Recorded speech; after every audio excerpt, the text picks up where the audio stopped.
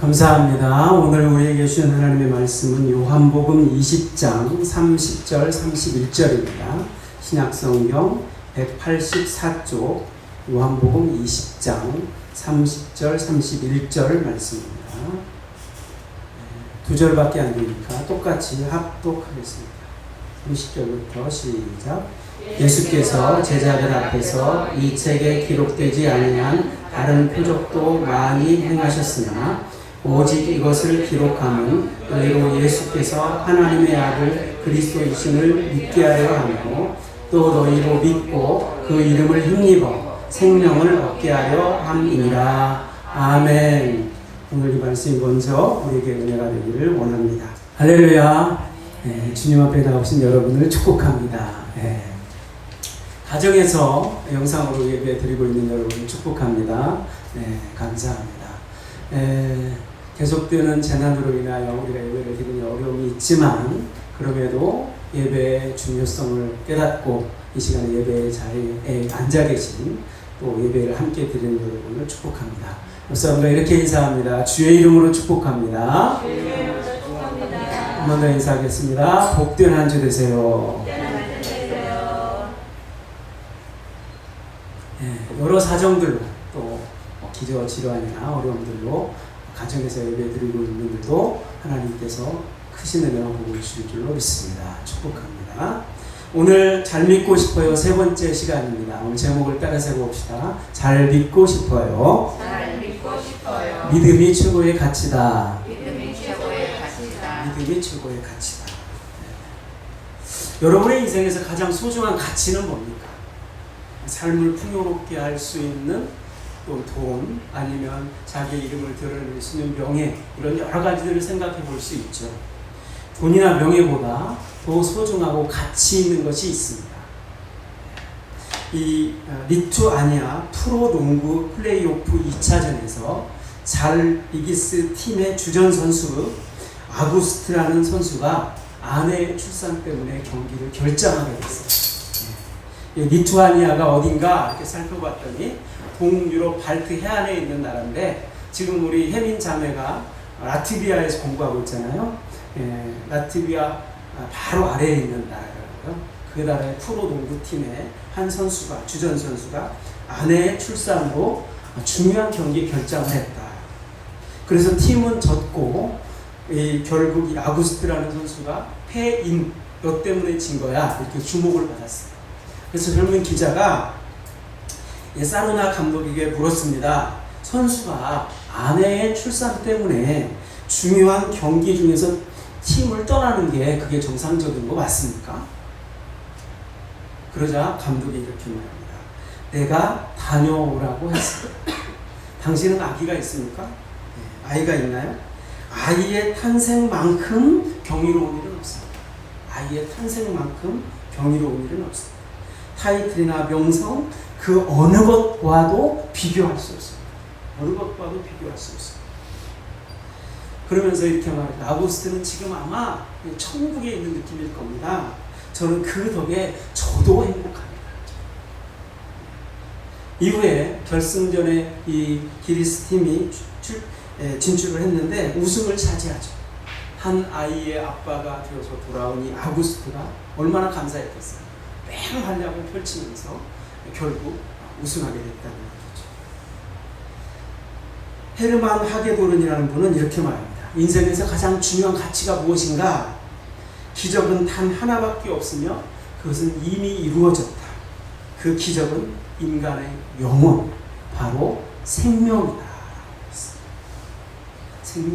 생명이 가장 소중한 가치가 있다. 좀 더 우리가 나아가면 믿음이라고 우리도 말할 수 있어요. 이 감독이 아구스트 선수를 믿었다는 거죠.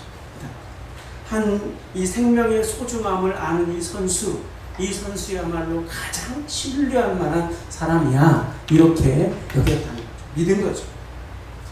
그렇다면 우리 그리스도인들에게 가장 중요한 건 가장 중요한 것 같아요. 저는 하나님의 말씀, 성경이라고 생각합니다. 성경이 가장 소중하게 여겨야 할 가치가 무엇인가를 우리에게 가르쳐주기 때문입니다. 자, 그동안 우리가 배웠던 것들을 잠깐 복습을 해보겠습니다. 인간의 제일 되는 목적은 무엇이었죠? 하나님을 영화롭게 하는 것과 영원토록 그를 즐거워하는 것이다. 이것을 깨닫는 순간부터 우리의 관심이 달라져요. 관심. 어떻게 내가 하나님을 영화롭게 할까? 어떻게 하나님을 내가 기쁘게 할 수 있을까? 이런 고민이 시작됩니다. 우리가 예수를 믿고 나서도 어떻게 하면 내가 잘 먹고 잘 살 수 있을까? 어떻게 하면 내가 행복할 수 있을까? 이것만을 생각한다. 그렇다면 아직 우리가 예수님을 누구신지를 잘 모르고 있는 것과 똑같아요. 내 믿음이 자기 만족적이냐 아니면 하나님을 사랑하고 이웃을 사랑하는 것을 더 중요하게 여기는 삶인가? 여기서부터 신앙의 바른 질문이 시작됩니다. 한번 질문을 우리 자신한테 한번 던져보십시오. 나는 자기 만족적인가? 아니면 더 다른 일을 사랑하는 일에 관심을 두고 있는가? 이 질문에 대한 가장 정확한 답을 성경이 주고 있다. 성경이 아니에요. 성경이 우리에게 답을 주고 있다. 이 성경이 가장 중요하게 가르치는 게 뭘까? 여러분 이게 궁금해지죠? 자, 소교리문답 3번. 제가 문제를 읽으면 여러분 답을 한번 말해 보십시오. 성경이 제일 요긴하게 교훈하는 것이 무엇인가? 교훈하는 것은 사람이 하나님에 대하여 어떻게 믿을 것과 하나님께서 사람에게 요구하시는 본분이다. 이 두 가지를 말하는 거죠. 하나님에 대하여 어떻게 믿을 것, 그리고 하나님께 사람에게 요구하시는 본분. 그것이 가장 제일 요긴하게 교훈하는 것이다. 요긴하게 무슨 뜻입니까? 가장 중요하다. 가장 핵심적이다. 이런 뜻이죠. 성경이 말하는 가장 핵심적인 가치가 뭐냐? 이걸 아는 게 중요해요. 왜냐하면 가치가 삶의 방향을 결정하기 때문에. 무엇이 가장 가치 있는 것인가? 그것을 향해 달려가는 것이죠. 그렇다면 우리 그리스도인의 삶의 방향을 결정해줄 최고의 가치가 무엇일까? 그것이 바로 믿음이다. 따라서 봅니다. 믿음이 최고의 가치다. 믿음이 최고의 가치다. 하나님을 영화롭게 할 수 있도록 주신 유일한 규칙, 이게 뭐였어요? 성경이었죠. 성경이 가장 핵심적으로 가르쳐주고 있는 것이 뭔가? 가장 먼저 뭐예요? 하나님을 어떻게 믿을 것인가? 이 말은 이 하나님을 어떻게 믿을 것인가? 이 질문은 세 가지 질문을 포함하고 있는데, 먼저 믿음의 대상이 누구냐? 믿음의 대상이 누구냐? 따라서 합시다. 믿음의 대상은 하나님이다. 믿음의 대상. 이것을 가장 정확하게 가르쳐주고 있는 말씀이 10계명 중에 제1계명이에요.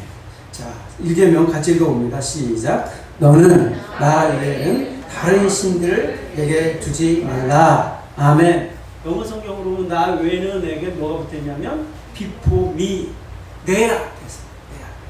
무슨 말이냐? 내가 진짜 하나님이야. 내가 진짜 신이야. 이것을 말하는 거죠. 너는 내 앞에서 다른 신들을 숭배하지 말라. 한 신, 유일한 신, 그분은 하나님뿐이다. 그 하나님만 믿어야 된다. 믿는 대상을 명확히 해야 된다는 것이죠. 우리는 하나님만 믿는다고 생각해. 하지만 사실은 우리가 하나님도 믿고 있을 수 있어요. 내가 하나님만 믿고 있는가? 아니면 하나님도 믿고 있는가? 제1계명이 묻고 있는 게 뭡니까? 내가 하나님만 믿고 있느냐? 여러분, 여기에 이런 분은 없을까요? 아마 수요일 날은 절에 갔다가 목요일 날은 이슬람 사원에 갔다가 오늘 주일이니까 교회 와야지 이렇게 오신 분 있어요? 없어요? 없어요. 그러니까 여러분 다 하나님만 믿어요. 그죠? 그런데 진짜 그런가? 그렇지 않을 수도 있다는 거예요. 성경이 우선이라고 규정하는 대상은 종교적인 신의 개념이 아니라는 거예요. 무슨 말이냐? 자, 여러분 다 하나님 사랑하죠? 아멘? 자, 다시 한번 볼게요. 다 하나님 다 사랑하시죠? 네. 다 하나님 사랑해요. 그런데 하나님보다 조금 더 사랑하는 뭔가가 있어요. 그러면 그것이 바로 하나님이 가장 싫어하는 우상이다. 요즘 청년들, 특히 젊은 사람들 운동 열심히 하잖아요. 운동. 그죠? 막 몸도 가꾸고 멋있게 만들고 굉장히 중요해요. 꼭 해야 돼요. 그런데 어느 날 운동을 계속 하다 보니까 운동이 너무 좋아요. 그래서 하루 종일 운동을 해도 피곤하지 않아요. 다른 모든 것들이 필요가 없어. 운동만 하면 가장 좋아. 근데 성경 말씀을 읽으면 이제 한 1분 지나서 스르르 잠이 와. 그럼 운동이 가장 좋은 것인데 어때요? 더 좋은 것이다. 이게 우상일 수 있다는 거죠. 여러분, 하나님 사랑합니다. 그런데 돈 문제만 나오면 하나님은 바로 방구석으로 밀려나요. 예수님은 하나님과 재물을 겸하여 섬길 수 없다고 말씀하시는데 나는 그럴 수 있습니다. 나는 가능합니다. 이렇게 주장할 수 있다는 거죠. 나 하나님 사랑해요. 그런데 건강 문제만 나오면 하나님은 바로 뒷좌석으로 밀려나거든요. 오늘 무슨 말씀이냐? 네가 믿고 있는 대상이 only one, 오직 하나님만 믿고 있느냐? 이걸 묻고 있어요. 돈, 건강만이 아니라 사람도 우상이 될 수 있죠. 우리 교회는 그런 분들이 없지만 남편 얘기만 나오면 머리가 하얘지면서 오직 남편한테만 집중하는 그런 분들이 있어요. 자녀 얘기만 나오면 하나님이고 뭐고 상관없이 자녀 이렇게 할 수, 얼마든지 그럴 수 있죠. 그래서 사람이 하나님에 대하여 어떻게 믿을 것인가, 이 말은 무슨 말이냐면 내가 하나님 외에 다른 하나님을 또 같이 섬기고 있는가, 이걸 좀 믿음의 대상을 분명히 하는 것이죠. 자, 그렇다면 두 번째로 믿음의 내용은 뭘까? 자, 믿음의 내용 같이 따라서입니다. 믿음의 내용은 구체적이다.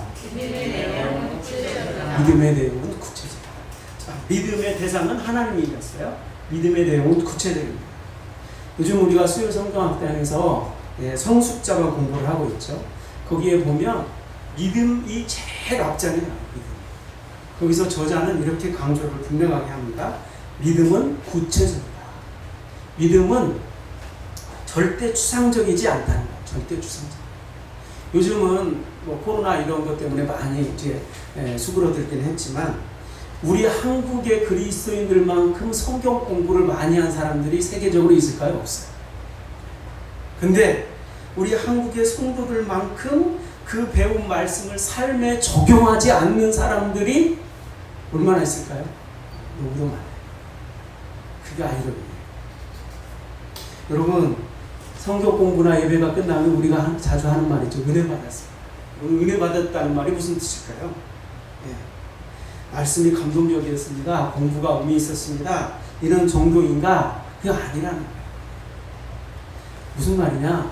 내가 말씀을 듣기 전에는, 내가 말씀을 공부하기 전에는 남편이나 가족이나 이웃이나 어떤 사람을 너무너무 미워했어요.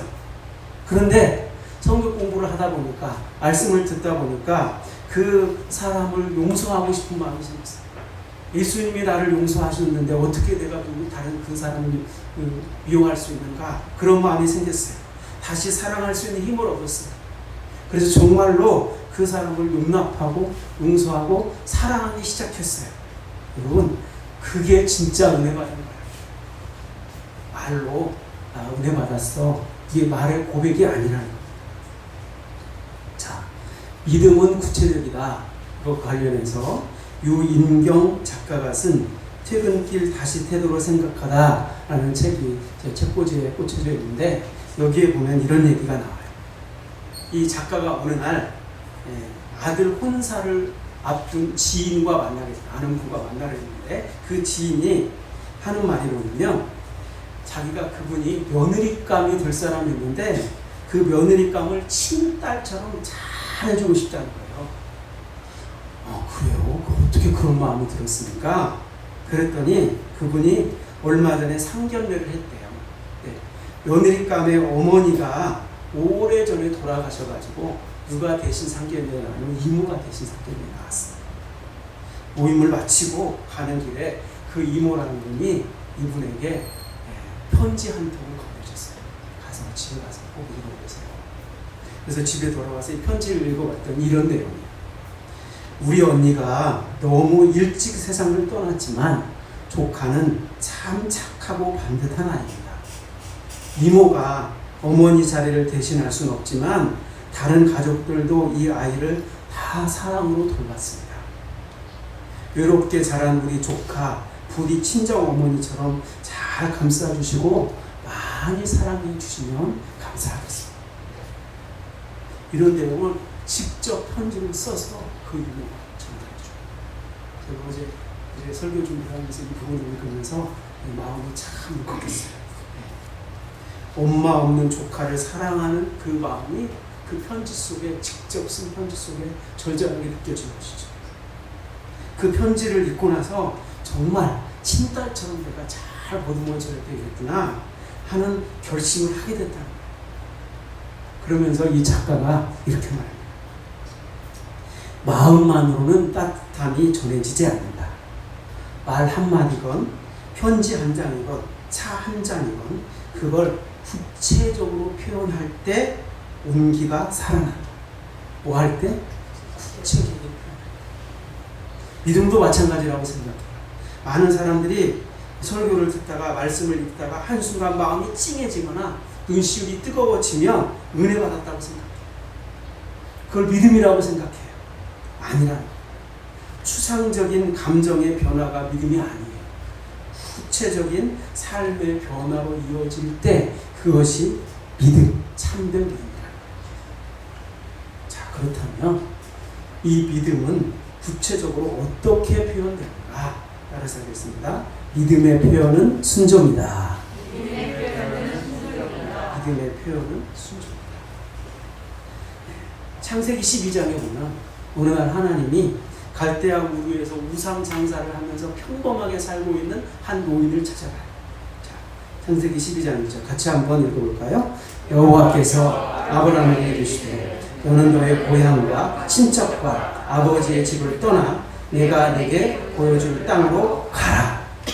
가라. 떠나서 가라. 그랬더니 놀라운 것은 아브라함이 이 말씀을 순종했다는 거예요. 자, 4절 봅니다. 시작.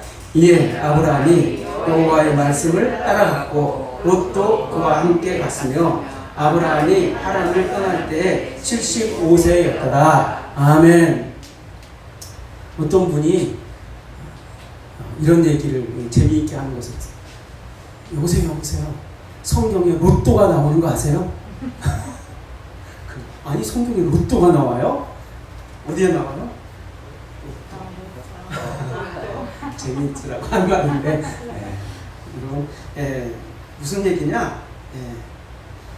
지금 이 아브라함 몇 살이에요? 75세예요. 한 곳에서 5년 동안 산 노인이 처음 만난 누군지도 모르는 그 하나님이라는 신을 만나가지고 그분의 말씀을 듣고 고향, 친척, 아버지의 집을 떠나서 지금 길을 떠나는 거예요. 여러분 생각해 보세요. 요즘이야 수없이 이사도 많이 다니고 또 이민도 가고 그래요. 그런데 지금으로부터 몇 년 전에 있었던 일이에요? 4,000년 전에 있었던 일이에요. 75세 노인이 900km가 넘는 길을 부산까지 여기서 400km니까 왔다 갔다 하고도 100km 가요. 그 길을 산 넘고 물을 건너 온 가족을 이끌고 이민을 간다. 쉬운 일이에요? 아니라는 거죠.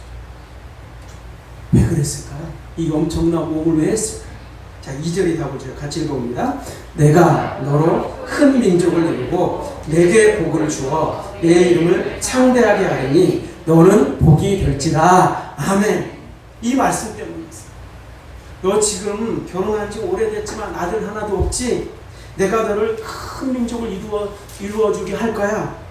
이 말은 내가 너 재벌로 만들어줄게 이런 뜻이 아니에요. 내 이름을 영원히 기억되도록 내 이름이 창대하게 해줄 것이다. 이런 약속이에요. 약속. 그래서 여기서 중요한 게 뭐냐면 너는 복이 될지라. 너는 복이 될지라. 자, 오른손을 이렇게 다 드시고 오른손을 들어보세요. 자기 이렇게 따독따독 하면서 저를 따라서 합니다. 나는 복이다. 나는 복이다. 나는 복이다. 나는 복이다. 있습니까? 네. 집사님? 나는 복이다. 할렐루야. 네. 얼마나 복. 복 있는 거예요. 하나님이 복을 주실 뿐만 아니라 내가 너를 복으로 만들어 버릴 거야. 네가 바로 복이야. 이런 말씀이에요. 그러면 내가 복인데 하나님이 나를 복이라고 말씀하시는데 내가 어디 다른 데 가서 복을 구할 필요가 있어요? 없어요? 없다는 겁니다. 성경 66권 하나님의 말씀 여기에 복이 다 들어있어요. 이것을 믿고 순종하는 것이 믿음이라. 자, 히브리서 11장 8절을 봅니다. 믿음으로 아브라함은 부르심을 받았을 때 순종하여 장래 유업으로 받을 땅에 나아갈새 갈 바를 알지 못하고 나아갔으며. 아멘. 이게 믿음이에요. 믿음으로 아브라함은 순종해서 갈 바를 알지 못하고 나아갔어요. 어느 땅인지 알지 못하고 나아갔어요. 무슨 말입니까? 믿음은 지금 내 눈앞에 보이지 않지만 그 미래를 지금 내 눈앞에 와 있는 것처럼 믿는다. 눈앞에 보이도록 다 보여주면 그럼 누구나 다 믿고 순종해요. 예. 이거 보여주지 않는다고 주님 떠난 사람들 많잖아요. 그렇죠? 놀라운 사실은 하나님의 약속하신 것을 내가 믿고 믿음으로 순종하면 그 믿음이 현실이 된다. 예수 믿는 것, 그래서 예수 믿는 것 때문에 핍박을 받아도 복이에요. 쫓겨나도 복이에요. 예? 손해 보아도 복이에요. 병들어도 복이에요. 이렇게 생각해요. 왜냐? 누가 복이기 때문에. 내가 복. 한 번 더 따라서 내가 복이다. 믿으시기 바랍니다. 자, 아브라함을 보세요. 아무것도 모르고 떠나갔어요. 그러죠? 산 넘고 물 건너 겨우 900km를 가가지고 몇 달 동안을 가서 가나안 땅에 딱 도착했는데 그해 뭐가 들었죠? 그 땅에 기근이 들었어요. 그래서 굶어 죽을 뻔했어요. 자, 그거 피하려고 어디로 갑니까? 애굽으로 가요. 애굽으로 가서 무슨 일을 겪어요? 자기 아내를 잃을 뻔했어요. 얼마나 기가 막힙니까? 자, 우여곡절 끝에 100세의 아들을 낳았어요. 100세의 아들. 그랬더니 하나님이 뭐라고 말씀하세요? 그거 나한테 바쳐라. 아들을 잃을 뻔했어요. 그거 생각해 보세요. 하나님이 내게 큰 민족을 이루게 해줄 것이다. 그런데 하나님의 그 약속의 땅은 한 뼘도 얻지 못하고 아브라함은 그냥 죽고 말았어요. 아브라함은 어디에 무덤에 붙입니까? 죽기 전에 겨우 그 무덤자리 하나 사가지고 거기에 붙이잖아요. 그런데 여러분, 지금 우리는 아브라함을 뭐라고 부릅니까? 믿음의 조사. 그의 믿음과 순종을 다 본받고 싶어 해요. 이게 무슨 말입니까? 성경이 살아있는 한 아브라함의 이름이 역사 속에서 영원히 기억될 것이라는, 할렐루야, 이것을 말하는 거예요. 오늘 제가 이 시간에 여기서 아브라함 얘기를 하지만 대한민국에 예배를 드리고 있는 많은 예배당에서 지금 목사님들이 아브라함 얘기를 하고 있어요. 세계 곳곳의 예배 시간에 아브라함의 이름이 불려지고 있어요. 우리도 모두 영적으로 아브라함의 후손 아닙니까? 복의 자손 아닙니까? 무엇이 복이냐? 무엇이 믿음이냐? 그 믿음은 순종으로 표현합니다. 한 번 더 따라서 할까요? 믿음의 표현은 순종이다. 다시 문제로 돌아가 봅니다. 성경의 가장 핵심되는 교훈, 초고의 가치가 뭐냐? 뭐라고 그랬죠? 우리가 사람이 하나님에 대해서 어떻게 믿을 것인가? 그것이 믿음이다. 또 하나는 뭐였어요? 두 번째는 하나님께서 사람에게 요구하시는 본분이다. 쉽게 말하면 이겁니다. 너희가 믿음이 최고의 가치라는 걸 알았느냐? 믿음의 대상이 하나님이라는 걸 알았느냐? 믿음의 내용이 구체적으로 표현되어야 되는 걸 알았느냐? 믿음이 순종이라는 것을 알았느냐? 그렇다면 그 믿음대로 이 세상에서 살아가는 것이, 그것이 하나님이 너희에게 요구하시는 본분이다. 본분이라는 말을 영어로 보면은 듀티라고 합니다. 듀티가 뭐죠? 의무예요. 의무. 믿음대로 행하며 사는 것은 해도 되고 안 해도 되는 선택이 아니라 뭐다? 필수다. 의무다. 그렇다면 하나님이 사람에게 요구하시는 본분, 의무, 행해야 되는 것, 그것이 구체적으로 뭐냐? 오늘 우리가 읽은 말씀이 그것을 가르쳐줘요. 요한복음 12장 20장 32절 같이 읽어봅니다. 오직 이것을 기록함은 너희로 예수께서 하나님의 아들 그리스도임을 믿게 하려 하며 또 너희로 믿고 그 이름을 힘입어 생명을 얻게 하려 함이니라. 아멘. 자, 여기까지가 앞부분이죠. 믿고 믿게 하려 합니다. 믿음이죠. 그 다음에는 뭐예요? 생명을 얻게 하는 것이죠. 요한 20장까지 예수님께서 그동안 하신 일들을 다 기록을 했어요. 다 기록하지 못한 것들도 많아요. 그 중에는 수많은 기적들과 표적들이 있어요. 왜 이것들을 기록했느냐? 기록한 이유가 뭐냐? 하나, 지금까지 설명한 것처럼 예수님이 하나님의 아들이시라는 것을 믿어라. 그 다음에는 또 하나는 뭡니까? 믿고 그 이름을 힘입어 무엇을 얻어라? 생명을 얻어라. 이게 뭐하고 연결됩니까? 하나님이 우리에게 요구하시는 본분, 의무와 연결된다. 그래서 합시다. 믿음으로 생명을 얻게 하라. 믿음으로 생명을 얻게 하라. 믿음으로 생명을 얻게 하라. 믿음대로 세상에 사는 것, 행하는 것, 그것이 하나님이 요구하시는 본분이다. 의무다. 그러면 의무라고요? 의무로 해야 된다고요? 그런 사람들이 이렇게 의무 딱 하면 마음이 다치죠. 반발심이 올라오죠. 그게 아니라는 거예요. 잘 들어보세요. 우리가 작년 가을 특별 새벽기도회 때 뭐 공부했는지 생각나세요? 야고보서 있죠. 야고보서. 그죠? 야고보서의 핵심 교훈이 뭡니까? 2장 14절 같이 읽어봅니다. 내 형제들아, 만일 사람이 믿음이 있노라 하고 행함이 없으면 무슨 유익이 있으요? 그 믿음이 능히 자기를 구원하겠느냐. 아멘. 여기서 다 주는 기도가 행함이 없으면 무슨 일이 있느냐. 네. 믿음으로 사는 것이 힘든 이유가 여기에 있죠. 자, 예수 믿는 사람이라는 것을 삶으로 증명해야 된다. 이렇게 생각하기 때문이에요. 우리가 예수를 믿으면 우리 안에 믿음이 들어와야 되는데 우리 안에 뭐가 들어와요? 복습해보면 숙제가 들어와요. 숙제. 그래서 믿고 나니까 성경이 뭐라고요? 사랑해야 된다, 용서해야 된다, 섬겨야 된다. 성경을 읽으면 전부 뭐예요? 숙제예요. 숙제 검사하는 것 같아요. 이것을 확인시켜주는 말이 뭡니까? 행함이 없는 믿음은 죽은 믿음. 또 행하지 않으면 죽은 거야. 딱 못을 박아버리죠. 숙제 못하면 너 나가. 이런 말처럼 들어요. 그래서 이 예수 믿고 나서도 어때요? 사람들이 나는 집에서 인내라는 이 숙제를 잘하고 있나? 내가 교회에서 순종이라는 믿음의 삶의 숙제를 잘하고 있나? 이 숙제를 잘 통과해 천국을 갈 수 있을 것 같은데 자신이 없단 말이에요. 자신. 그게 믿음이다? 행함이다? 아니다. 그러면 아무도 못 가요. 천국도. 여러분 잘 생각해 보십시오. 사랑하는 사람이 생겼습니다. 그러면 그는 사랑하는 사람을 위해서 자신의 모든 것을 포기할 수 있어요. 맞아요? 틀려요? 그죠? 네. 중요한 것은 사랑은 포기로 증명하는 게 아니라는 거예요. 무슨 말이냐? 내가 당신을 사랑해. 그러니까 나 죽어도 좋아. 그래서 죽었어요. 그럼 어떻게 돼요? 사랑이 끝나버리는 거예요. 이게 무슨 뜻입니까? 그 말이 아니에요. 따라서 합니다. 사랑에는 포기하는 힘이 있다.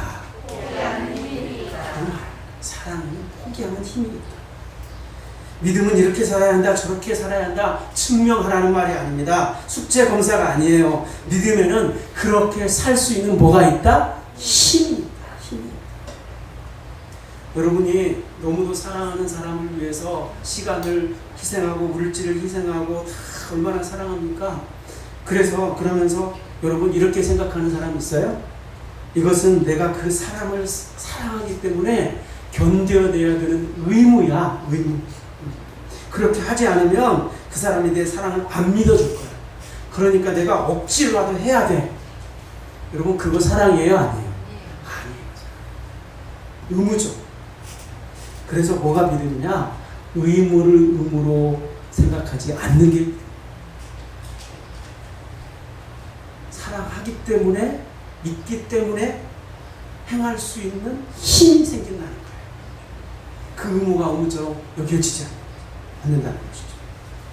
하나님 우리에게 맡겨준 사명들이 있습니다. 이것들이 10계명에 다 녹아져 있죠. 누가복음 10장에 보면은 어떤 율법 교사가 예수님한테 찾아와서 묻습니다. 내가 무엇을 해야 영생을 얻겠습니까? 예수님 말씀하시죠. 성경에 무엇이라고 써 있느냐? 예, 마음을 다하고 목숨을 다하고 힘을 다하고 뜻을 다하여 주 너의 하나님을 사랑하고 이와 같이 내 이웃을 내 몸과 같이 사랑하라고 하셨습니다. 그래, 잘 알고 있구나. 그렇다면 그러고 나서 예수님 뭐라고 말씀하세요? 자, 읽어 시작. 예수께서 이르시되 내 대답이 옳더라. 이를 행하라. 그래야만 살리라. 아멘. 이를 뭐하라? 행하라. 그러면 산다. 행하면 산다는 거예요. 그리고 나와서 이 다음에 무슨 이야기가 나오죠? 사마리아, 선한 사마리아 이야기가 나오죠. 이 선한 사마리아 비유의 핵심 내용이 뭡니까? 왜 그 얘기를 하는 거예요? 뭐를 해야 된다? 생명을 살려야 된다. 예루살렘에서 여리고 내려가는 그 사람이 강도를 당해서 지금 죽어가고 있잖아요. 그걸 누가 살려내느냐예요. 살려내는 게 이웃사랑이고 그것이 하나님 사랑입니다. 우리가 하나님의 말씀의 핵심 가치가 믿음이라는 걸 알아요. 이 믿음은 행함을 통해서 드러나게 되어 있어요. 나 같은 죄인을 살리기 위해서 십자가에 못 박혀 죽은 예수 그리스도, 그분이 온전한 나의 구주가 되는 것을 믿는 믿음, 이 믿음이 있으면 말씀대로 살 수 있게 된다. 말씀에 순종하는 삶을 사는 것이 결코 의무처럼 여겨지지 않는다. 믿음에는 예수님처럼 자신을 희생하면서도 다른 사람을 살리는 힘이 있다. 그래서 말씀을 따라 행하다 보면 생명을 살리는 역사들이 일어날 줄 믿습니다. 그래서 믿음이 힘이 있어요. 자, 한 남자와 여자가 너무너무 죽도록 사랑을 했어요. 그런데 어느 날 이 남자가 전쟁터를 나가게 됐습니다. 남자는 무슨 일이 있어도 내가 살아서 돌아올 거야. 내가 영원히 당신 곁에 있을게. 이렇게 말하고 떠났어요. 여자도 어때요? 언제까지 내가 당신을 기다리겠습니다. 약속합니다. 그런데 전쟁이 너무 치열해. 막 죽음의 상황이 들고 가는데 남자는 오직 내가 사랑하는 이 여자에게 돌아갈 거야. 이 믿음 가지고 버티는 거야. 그런데 어느 날 이 적진을 향해서 빗발치는 총탄을 뚫고 들어가다가 그냥 이 적이 쏜 그 포탄에 그 조각에 이 무릎이 맞고 말았어요. 정신을 잃고 쓰러졌습니다. 정신을 딱 들어서 일어나 보니 이미 자신의 한쪽 다리가 사라져버렸어요. 한쪽 다리만으로 평생을 살아야 하는 이 모습. 남자는 이렇게 생각합니다. 내가 불구의 모습으로 사랑하는 사람 앞에 어떻게 나타날 수 있어? 차라리 이 세상에 없는 사람이 되어야지. 그렇게 하고 사라져버렸어요. 그러나 여러분 어때요? 여자는 지금 이 전쟁이 끝났는데 언제 오시나 계속 소구가 기다리고 있는 거예요. 그런데 어느 날 그 남자의 전으로부터 그가 전사했다는 편지를 받아요. 누가 보낸 걸까요? 그 남자가 보낸 거죠. 그냥 이 여자도 슬픔을 이기지 못하고 알아놓고 말았어요. 이렇게 세월이 한 달, 두 달, 1년, 2년이 지났어요. 이 남자가 전쟁터에서 돌아와서 행여 이 여자의 눈에 띌까 숨어서 사는데 어느 날 소식이 들려와요. 그 사랑했던 여자가 결혼한다. 기가 막히죠. 가슴이 너무 아팠어요. 그랬지만 이 남자는 이렇게 생각해요. 그 여자가 행복할 수만 있다면 내가 견뎌내야지. 근데 궁금하잖아. 그죠? 어떻게 살고 있을까? 그래서 찾아가요. 뻥 발치서 이 자기가 사랑했던 여자가 결혼한 그 집을 이렇게 보는데 조용한 주택가에 낮은 그 담장이 있고 그 너머에 자기가 그렇게 그토록 사랑했던 그 여자가 한 남자와 살고 있는데 그 남자는 두 다리를 쓰지 못하는, 두 다리를 쓸 수 없는 자였어요. 한쪽 다리만 잃고도 여자 앞에 나서지 못했던 이 남자는 숨을 막혔어요. 어떻게 이럴 수가 있을까? 여자는 사랑하는 남자를 잊지 못해서 전쟁터에서 부상당한 그 다리, 내가 사랑했던 남자는 죽었는데 그런데 그 남자를 생각하면서 이 부상당한 이 사람이라도 내가 돌려, 이 사람의 생명이라도 살려야 되겠다. 그렇게 살고 있었던 거예요. 그래서 이 이야기의 제목이 뭐냐면 바보 같은 사람이에요. 바보 같은 사람. 그 여자는 남자를 끝까지 기다렸습니다. 그가 설사 불구자가 되어서 돌아온다고 해도 여자는 그 사랑으로 충분히 감싸줄 수 있었어요. 자신의 수고와 헌신으로 이 남자가 위로를 받고 용기를 얻고 세상을 살아갈 수 있다면, 생명을 유지할 수 있다면 난 마땅히 그렇게 할 수 있습니다. 이렇게 각오를 하고 있었던 거예요. 여러분, 이것이 생명을 살리는 사랑 아닙니까? 그것이 진짜 믿음 아닙니까? 여러분의 인생에서 가장 소중한 가치가 무엇입니까? 눈에 보이는 세상 즐거움, 세상 자랑, 이런 것들은 순식간에 다 사라지고 맙니다. 우리를 너무도 사랑하시는 하나님이 우리에게 영원한 생명을 주시기 위해서 하나밖에 없는 독생자 예수 그리스도를 십자가에 못 박아 죽게 하셨잖아요.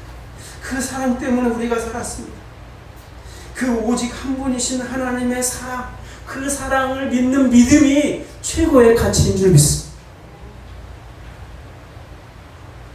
그 믿음이 구체적으로 내 삶에서 드러나고 순종으로 표현되어야 하지 않겠습니까? 그 믿음으로 많은 이들에게 생명을 얻게 하는 삶, 이것이 하나님이 가장 기뻐하는 가치 있는 일이 아니겠습니까? 오늘 우리가 한 주간을 또 살아가게 될 텐데, 하나님 우리에게 생명 주신 이 믿음을 가지고 가장 가까이에 있는 분들부터 사랑으로 섬기는, 그것이 믿음이고 그것이 구체적이고 그것이 우리에게 생명을 살리는 복된 일이 될 수 있기를 주님의 이름으로 축원합니다. 기도하겠습니다. 하나님 아버지 감사합니다. 또 오늘 우리가 여기에 모인 것은 우리가 믿음을 더 굳게 하여 주님의 사랑을 전하며 생명을 살리는 일에 우리가 조금이나마 하나님의 뜻을 받들기를 소원하는 마음인 줄 믿습니다. 하나님, 어려움을 당하는 이들이 있습니까? 위로해 주시고 믿음으로 굳게 서서 승리할 수 있는 믿음을 허락하여 주시옵소서. 예수님의 이름으로 기도하옵나이다. 아멘.